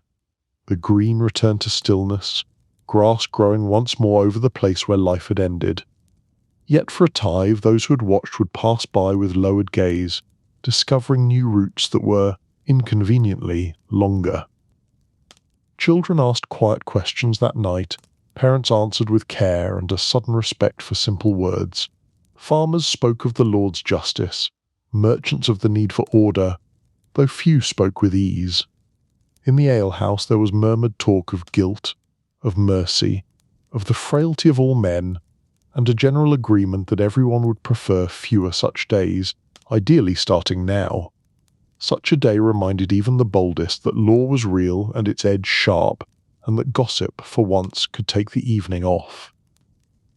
The captive of the guard, after all was done, walked the green alone to ensure order. He checked the scaffold, saw to the guard, and then rode slowly back to the castle. His face was unreadable, but his eyes were tired in that particular way officers learn. The weight of duty carried without audience, the quiet arithmetic of lives and laws. Justice was his duty, yes, but he bore its stones in silence. By nightfall the town resumed its life. Fires were lit, suppers eaten, songs sung softly in a few taverns where the lutes had the good sense to choose gentle keys. Yet beneath it all lingered a quiet sobriety. The execution had been seen and witnessed. The law stood firm. Life went on, but a shadow of solemnity moved with it, a reminder of how thin the line could be between freedom and the rope or the block, a line most people preferred not to test for tensile strength. The green itself lay silent under the moon. Only the empty scaffold creaked faintly in the night breeze, a lonely sentinel to the day's grim work. In Ain it too would vanish, leaving nothing but grass and memory, which is to say everything. But the people would remember, as they always did, long after the morning fog had hidden the last footprints from sight, because forgetting is easy for places, and harder for those who stood there when the world held its breath. Beneath the castle, far below the echo of the great hall and the warmth of hearths, lay the dungeon. Few went there willingly. Clearly the marketing never quite took. Its stair began behind a thick oaken door banded with iron, a door most passed without thought, though all knew what lay beyond. Down the winding steps the air cooled and grew damp, carrying a scent of stone, moss, and rusted metal, the house blend. A single lantern, swinging from an iron hook, lit the descent with wavering yellow that did nothing for the decor and everything for the nerves. The keeper of the dungeon lived above its door in a narrow chamber, simple and spare. He was an older man with quiet eyes, neither cruel nor kind, simply patient in the work that had been his for decades, the very portrait of "this is fine" rendered in wool and keys. At dawn he woke, lit his lantern, and went below to check his charges. He moved with slow, measured steps, his keys clinking softly at his belt. The dungeon was not a place for haste. It had all the time in the world, and then a little more. At the foot of the stair stretched a passage of rough stone, arched and low. The walls sweated moisture. The floor was cold underfoot, as if the hill itself had decided to be unsociable. Doors of heavy oak lined the corridor, each bound with iron and pierced with a tiny grating through which air and light could enter, and hope, regrettably, could peer in and think better of it. Beyond them lay small cells, straw on the floor, a jug of water, a low wooden stool or none at all. The dungeon was meant to hold, not to comfort. It excelled at least one of those. The keeper's first task each morning was to check every door. He pressed his weight against the great bolts, tested the locks with his ring of keys, and spoke a low word to any prisoner within. Some answered politely, some cursed or begged. He met each with the same Seven voice, customer service, Stone Age edition. Then he made his round with a bucket of water and a basket of coarse bread. Each prisoner received his ration through the narrow hatch, enough to live, never more. It was the sort of diet that made a man philosophical, and not in a cheerful way. By mid-morning the place had warmed slightly from the world above, though no true light reached here. The only glow came from the keeper's lantern and a few small oil lamps set in iron brackets along the wall. Shadows clung to the corners like tenants who had lost the lease but refused to move. The air smelled of damp straw, stone, and tallow smoke. Rats sometimes skittered, but then they moved quietly, aware of the hush, professionals respecting professionals. The dungeon held many kinds of souls. There were petty thieves awaiting judgment, poachers caught in the Lord's forest, drunken brawlers cooling their tempers. Sometimes a captured spy or a rebel noble would be lodged in the deeper cells, chained and guarded day and night. Each had his story, whispered or shouted through the grating, a library of unreliable narrators. The keeper listened rarely. It was not his place to weigh truth. He was there to keep, not to judge, and he performed that calling with the kind of modest pride usually reserved for well-swept thresholds and properly counted spoons. From time to time the steward descended, brisk and efficient, to speak with a prisoner or deliver orders from the Lord. Guards might come too, clanking and laughing uneasily, to fetch a man for questioning or release. Nobody jokes quite as loudly as someone who very much hopes never to be on the other side of the door. The chaplain sometimes visited, bringing quiet words and prayer to those who would hear him. His lantern light and murmured Latin made the dark seem briefly less heavy, like a hand on a shoulder that did not promise rescue, but did insist on courage. The cells nearest the stair were for short stays. Farther down the passage, past a second door thick with iron, lay the long-term keeps, colder, narrower, with chains fixed into the stone. Here the air was bitter with damp, and silence deeper, as if sound itself had decided to winter elsewhere. The keeper disliked this part, but tended it dutifully, checking each chain and lock. If a fire burned in the great hall above, no warmth touched these walls. News of comfort travelled slowly and often lost its way.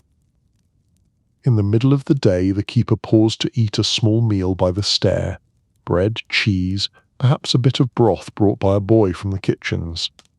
He sat with his lantern beside him, listening to the muffled sounds of the castle far above, faint echoes of hammers, bells, and sometimes laughter drifting down the spiral like postcards from another country. Here, life moved at another pace, slow and watchful, and the clock was a drumbeat of water in the stone. Sometimes a new prisoner arrived, then the dungeon stirred with sudden noise. Boots on stone, orders shouted, a man protesting or weeping, the usual musical. The keeper would step aside as guards led the captive past, then follow to bolt the door once it closed.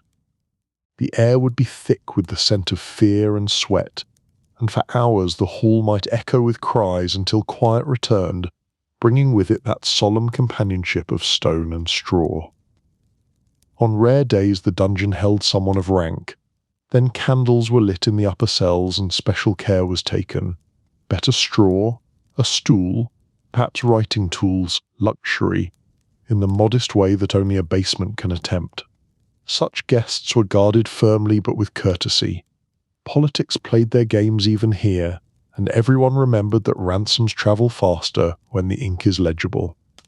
The keeper knew to say little, to move with bowed head and keep the lantern steady. By afternoon the dungeon fell silent again. Prisoners slept or brooded, their voices stilled by the weight of stone.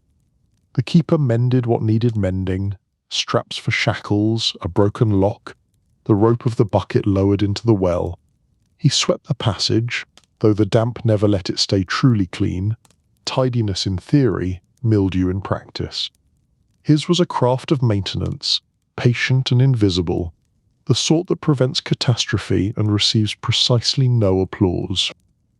Toward evening came the second round of water and bread.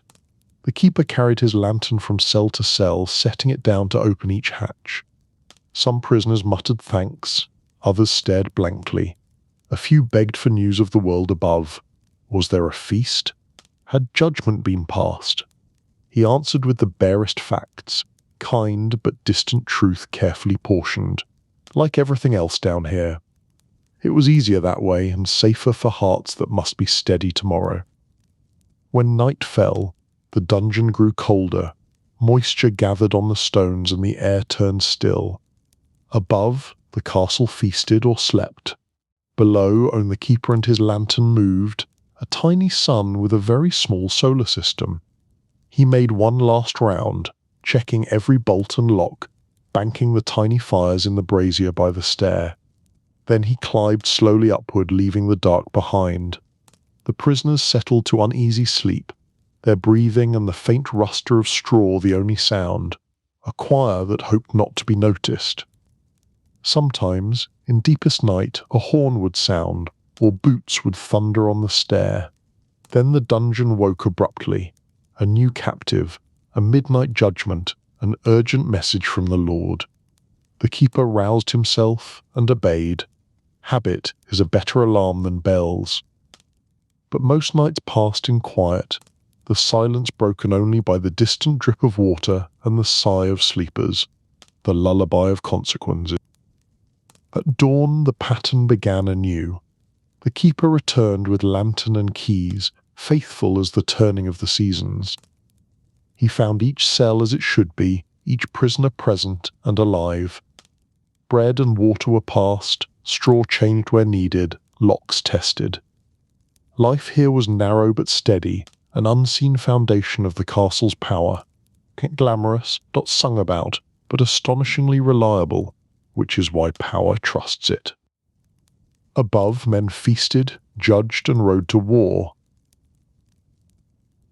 The day of court dawned cold and pale over the castle. Mist clung to the moat and drifted across the cobbled yard, blurring the shapes of men and beasts already at work. The mist, ever helpful, prefers its judgment softened at the edges. Beyond the high outer gate, villagers gathered in the chill, waiting for permission to enter and present their petitions. Within the walls the great tower loomed, its narrow windows dark against the dawn, and from its crown a single banner stirred in the early breeze, because nothing says authority like fabric catching a draught. Inside, the great hall was already stirring to life, though the Lord had not yet appeared. Power is very punctual about letting others die early. Servants moved in measured silence, sweeping yesterday's rushes and scattering new ones laced with mint and dried marigold. The long trestle tables that had stood for supper were carried aside. Today the hall must be clear for the business of rule. At the far end the dais was prepared with solemn care. A high-backed chair carved with lions' heads was drawn forward and draped with a heavy cloth of red and gold, subtlety taking the mourning off. At its side a smaller seat awaited the lady of the castle, and a narrow lectern was set for the steward who would read the rolls of law, a man and his paperwork, a tale as old as ink. The fire on the hearth was coaxed into brightness, its light catching the polished iron of candle stands and the brass studs of the Lord's chair. Pages hurried with cushions and stools for visiting knights and clerks, because comfort lends courage to opinions.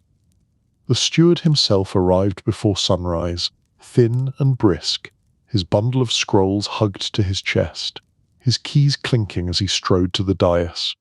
He oversaw everything, muttering now and then to the beadle, who would keep order among the crowd.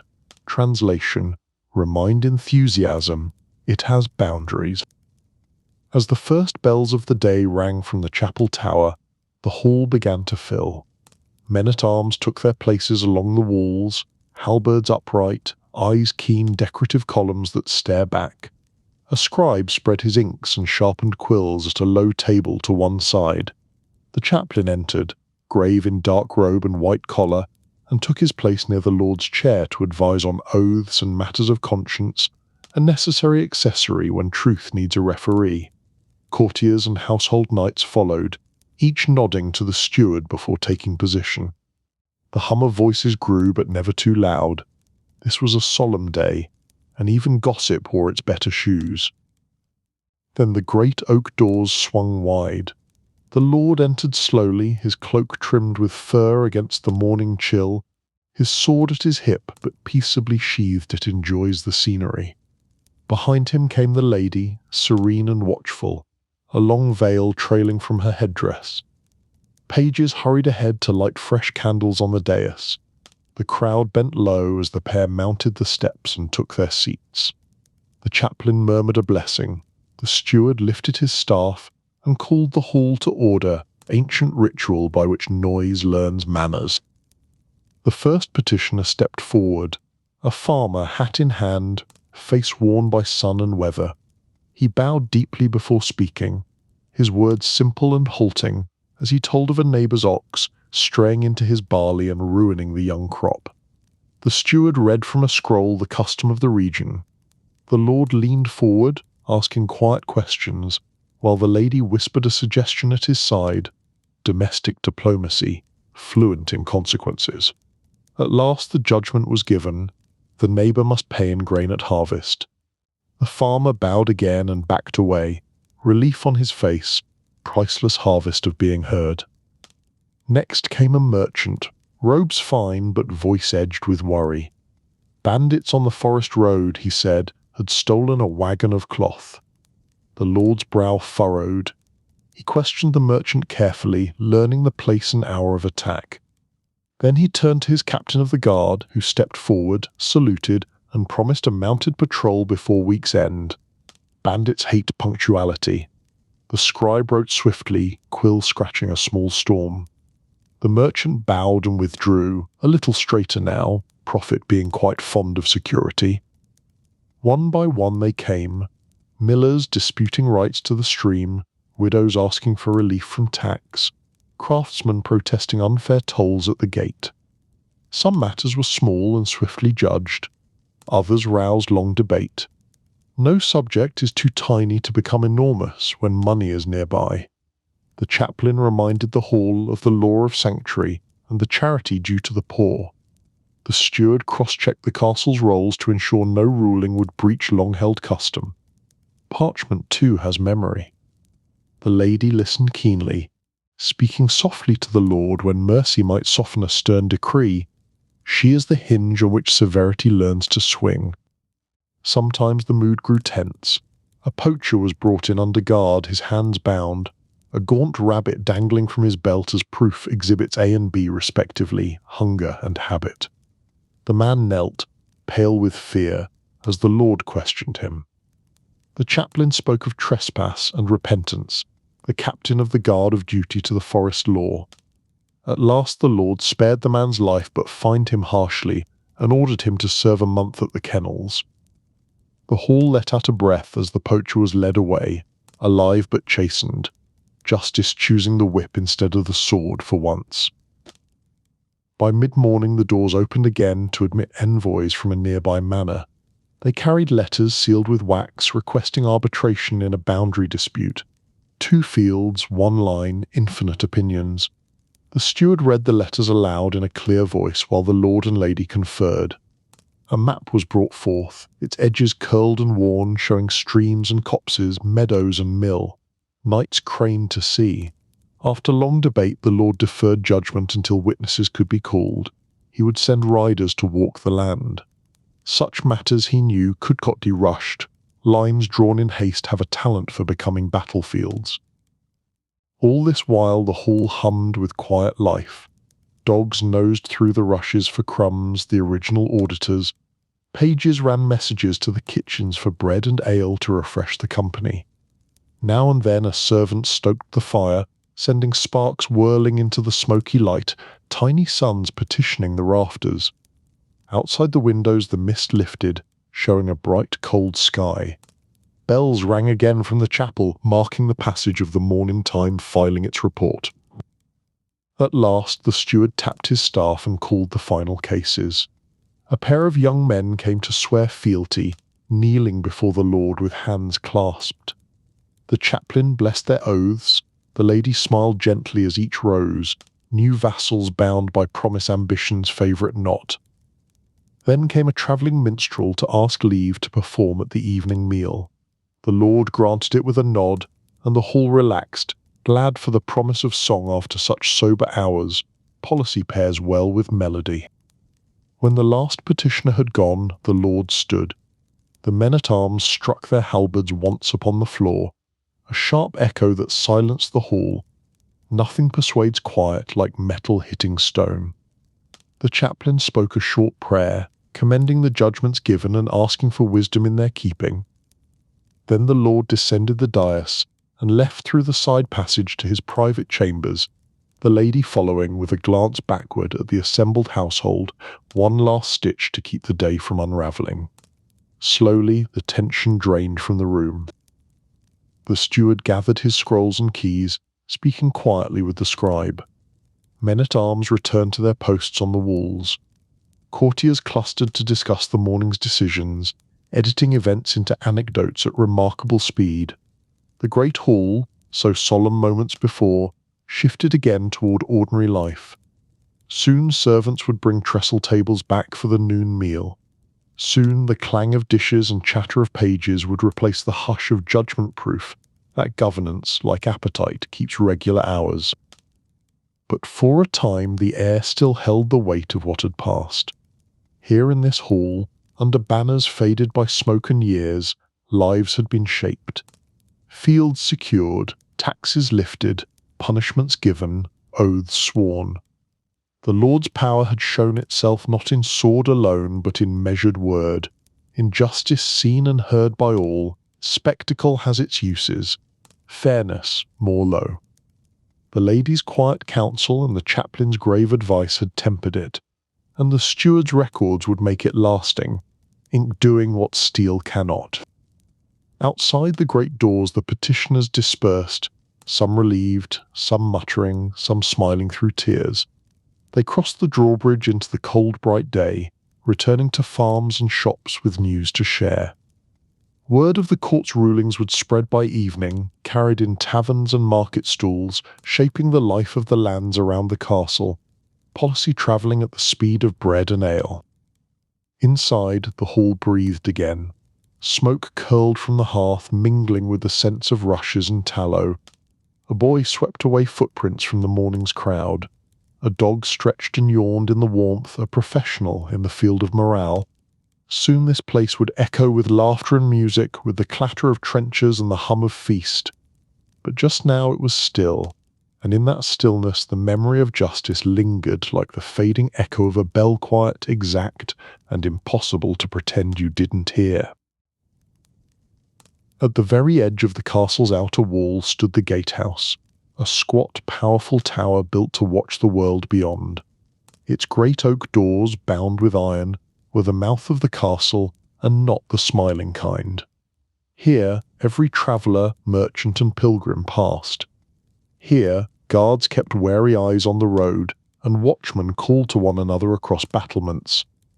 The Gatehouse was both welcome and warning, a threshold where peace could turn to defence in the beat of a heart faster if you forget your papers. Before dawn the watch changed. The night guards, stiff with cold, stamped their boots on the stone as they waited for relief. Above, in the narrow chamber of the upper gate, a brazier burned low, casting a red glow on faces shadowed by helms fashioned to intimidating and coincidentally terrible for peripheral vision. Down below, a sleepy porter unlocked the wicket door, a small man-sized opening within the great gate, so that the day guard could file out. They came yawning and laughing softly, cloaks wrapped tight, spears glinting faintly in the dim light, which is the medieval version of coffee. The sergeant of the gate arrived next, a weathered man with sharp eyes. He examined the hinges and bolts, checked the drawbridge chains, and thumped the great oak doors with the butt of his spear to hear their solid heart. The door passed its physical. Then he unlocked the winch house. Its gears and ropes creaked as the portcullis, an iron-toothed grille, was hauled slowly upward. The sound rang deep and heavy, echoing through the cold stone the castle's morning yawn. Beyond, the outer road was empty but for morning mist curling in low folds, doing its best to look mysterious. The gatehouse itself was a small world. On one side stood the guardroom, a long low chamber with benches, weapons racks and a small hearth where a pot of broth simmered for the men, seasoned liberally with smoke and gossip. Here they played dice on quiet hours, or mended straps, or sharpened spearheads on whetstones. On the other side lay the porter's room, crowded with keys, ledgers, and the great horns used to sound alarm music but for emergencies. Stairs wound up to the parapet, where lookouts scanned the horizon with the kind of focus usually reserved for spotting rain at harvest. As dawn brightened, the day's work began. Merchants arrived first, their carts piled with barrels and bales. Each halted before the bridge while the sergeant strode out, demanding tolls and inspecting goods. Wheels rumbled across the timbers as the drawbridge groaned under weight, a helpful reminder that wood also has feelings. Some merchants complained at the fee, others paid readily, eager to sell within the safety of the walls. A clerk sat nearby, tallying coin and writing the names of those who passed, because memory is noble until it forgets who owes what. Soon came villagers with eggs and butter, woodcutters with carts of faggots, shepherds driving small flocks to market. The guards inspected for weapons and smuggled goods, though kindly enough to the familiar faces, nobody wants to arrest someone's aunt over a hidden sausage. Children ran ahead, waving to the men on the wall. Dogs sniffed at baskets and wagons, but were shooed off with gentle kicks. The gatehouse was stern, but it was also the rhythm of ordinary life, a place where the castle and its people met and mutually decided to keep civilization going for one more day. From time to time a stranger appeared, and the tone sharpened. One morning it was a wandering minstrel with lute on his back. The sergeant questioned him carefully before allowing him through. The song about taxes was, regrettably, not requested. Another day came a party of armed men in a lord's livery, not known to the garrison. The portcullis stayed down while messengers were sent to the keep. Only when permission returned from within were the strangers admitted, their swords peace-bound with cords of leather, fashionably inconvenient. The gatehouse was ready for war, as well as welcome. Above the arch hung murder holes, dark and silent now, but ready to pour boiling water or stones if ever enemies broke the bridge. Customer service policies vary by circumstance. On the battlements stood great cauldrons for pitch, racks for bows and crossbows, barrels of stones. The winch for the drawbridge was strong enough to raise it in moments, cutting the castle off from the road, social distancing, heavy architecture edition. The men drilled each week, the chains groaning as the bridge swung up and the portcullis dropped with a clang that said, quite clearly, "Office hours are over." At midday the guards ate their pottage in shifts, some remaining at watch while others sat by the hearth. Dice rattled on the table, one man mended his boots, another told tales of the forest road, all strictly accurate if you ignore the parts that weren't. The sergeant walked the parapet, scanning the horizon for dust clouds that might mean riders. Sometimes a messenger would gallop in, blowing horn and waving writs. The portcullis would rise just high enough to admit him before slamming shut again, like a very punctual jaw. The life of the gate was half boredom, half sudden alarm, and entirely allergic to complacency. One afternoon brought such alarm, a cart approached too fast, driven by men who did not halt when hailed. The sergeant roared a command. The guards braced spears. The portcullis rattled down halfway before the cart stopped in a cloud of dust. Words flew, weapons bristled. Then, slowly, tempers cooled. The men proved to be panicked peasants fleeing bandits, and they were let through with warning to slow next time speed limits, not officially posted, universally enforced.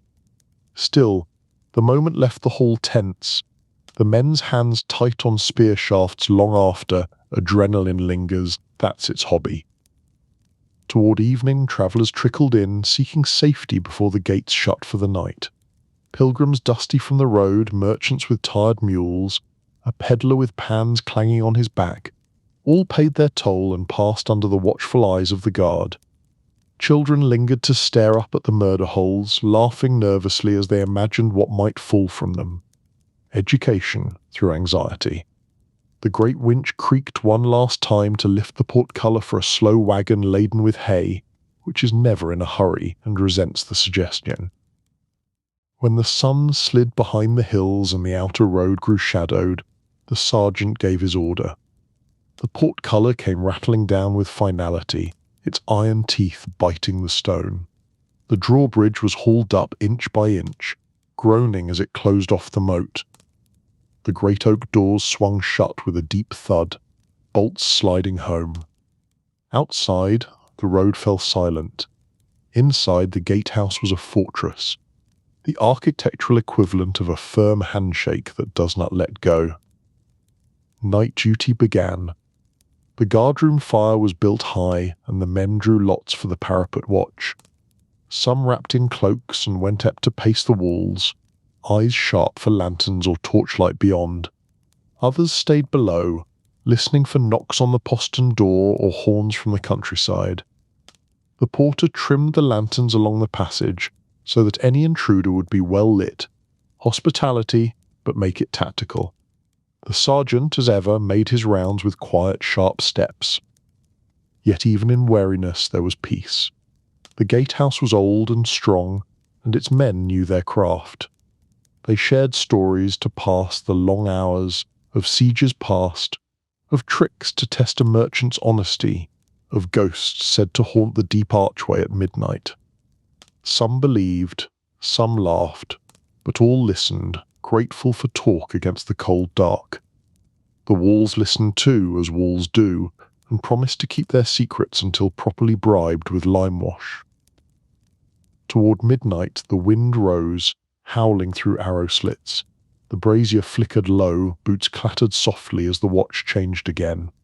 Far below, the moat rippled in the dark, a silent black ring around the castle, looking innocent and tasting of regret. Inside, the guardroom slept in turns, helmets beside them, spears propped within easy reach. Dreams here are practical. Sound hinges, a quiet horn, bread still warm at dawn. By the time first light crept pale and thin over the outer road, the gatehouse was ready to wake again. The night watch shook themselves free of sleep. The day guard arrived, stamping and yawning. The sergeant checked the chains and locks, satisfied with their soundness, music to a cautious soul. Then the drawbridge groaned downward, the portcullis rose, and the oak doors swung wide once more.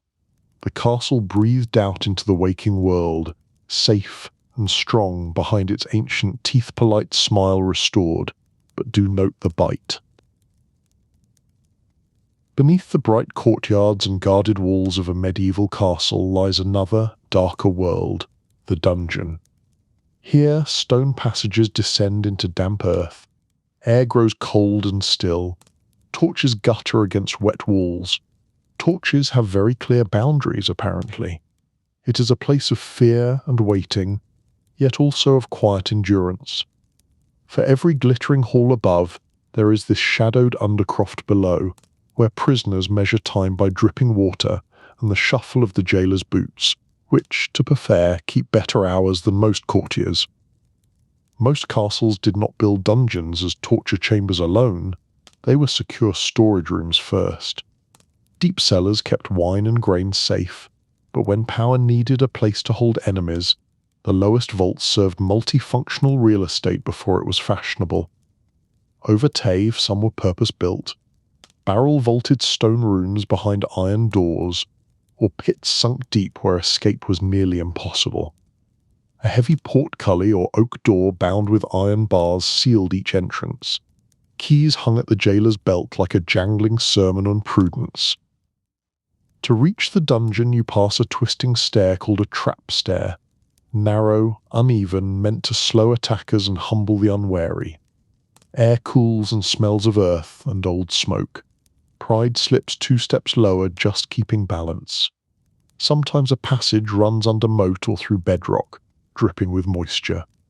Lantern light glints on rusty shackles fixed into stone, on iron grills that close tiny ventilation shafts. Far above, a single slit of daylight or the echo of footsteps reminds you that life continues overhead, loudly, expensively, and without you. The jailer, or gaoler, lives half in shadow too. Often a trusted servant of the lord or constable, he keeps keys, feeds prisoners, maintains locks and chains. His work is quiet but vital. A lax jailer might lose a valuable captive, and with it ransom or leverage no one wants to explain. Misplaced duke at staff meeting. Yet is it always cruel? Some speak gently to inmates, bring extra bread if allowed, or act as messenger for desperate letters. Others are feared brutes. The spectrum is wide, the keys jingle either way. Prisoners vary widely. Some are captured knights, held for ransom. Their stay can be surprisingly comfortable, with straw bedding, candles, and good food sent by family to encourage negotiation. Hostage hospitality is a genre. Others are thieves or rebels awaiting judgment, their cells bare, diet of stale bread and water, room service unresponsive. Political enemies, hostage nobles, even unlucky debtors might share close quarters. Each carves marks into stone to count days, because calendars are scarce and patience needs tallying. Daily life is slow. Morning brings the jailer's shuffle and clank of keys. He slides food through a hatch or enters with torch, announcing himself with that signature percussion. Prisoners rise stiff from straw, drink water from bucket, speak in low voices if sharing space. Some pray, some curse, some simply endure. An underrated talent. Light changes little, only faint glow through slit or lamp left to burn. Time blurs into drip, shuffle, sigh, the dungeon's idea of variety. Above, the castle lives on feasts, hunts, councils. Faint echoes sometimes reach down, thrum of music, clang of arms, a laugh that has never seen a draught. A prisoner hears life continuing, distant and unreachable. Yet messages can travel. Coins slipped to jailer bring news of ransom talks, family letters, even small comforts like better blanket or candle. Hope is a contraband that fits neatly under a cloak. Not all dungeons are equal. Some are simple locked rooms, others are grim oubliettes, narrow shafts with no door, or a grate above. Prisoner lowered by rope or ladder, then left with little contact. Such pits are rare but feared. Darkness and damp break spirits quickly. Gravity helps. Many castles, however, avoided such cruelty, preferring secure but livable cells, easier to keep ransoms healthy, which looks compassionate and accounts nicely. Torture is more legend than daily fact here. While some lords used threat or pain to extract confessions, routine dungeon life was mostly confinement, not spectacle. Far more common were chains to limit movement, stocks or pillory in courtyard, or simple cold hunger pains budget option. Still, tools existed. Rack, strappado, thumbscrews. Their shadow alone kept many compliant, nothing like decor with implications. Faith follows prisoners down. Crosses scratched into walls, prayers whispered in dark, bargains offered to heaven with the fine print removed. Chaplains or monks sometimes visit, bringing scripture, confession, or last rites. Condemned men carve names, saints, or pleas into stone, hoping some future soul will read and understand, or at least wonder. Candles blessed on holy days might flicker briefly in gloom, a tiny rebellion against damp and doubt. Season matters even here. Winter brings bitter cold and wet breath mists in air. Frost creeps across walls like quiet ivy. Summer may stink of rot and sweat. Water seeps in after storms to remind you nature pays no bail. Mice and rats are constant companions, terrible conversationalists, excellent survivors. The jailer battles mould and illness when he can, though prisoners often weaken from poor air and diet. The menu is consistent, reviews are not. Yet life persists. Captives trade stories, sing quietly to keep courage, scratch chessboards into floor, fashion dice from bread luck baked fresh daily. Some befriend jailer or mice, some write letters if literate. Knights might practice sword drills with wooden staves if allowed, dignity creaking like old hinges. Small rituals keep sanity, washing face with cold water, stretching, murmuring prayers at dawn, reciting a poem until it fits the cell. Occasionally freedom comes, a ransom paid, a truce signed, a pardon granted. Keys turn, door groans, prisoner steps blinking into light as if the sun has been promoted.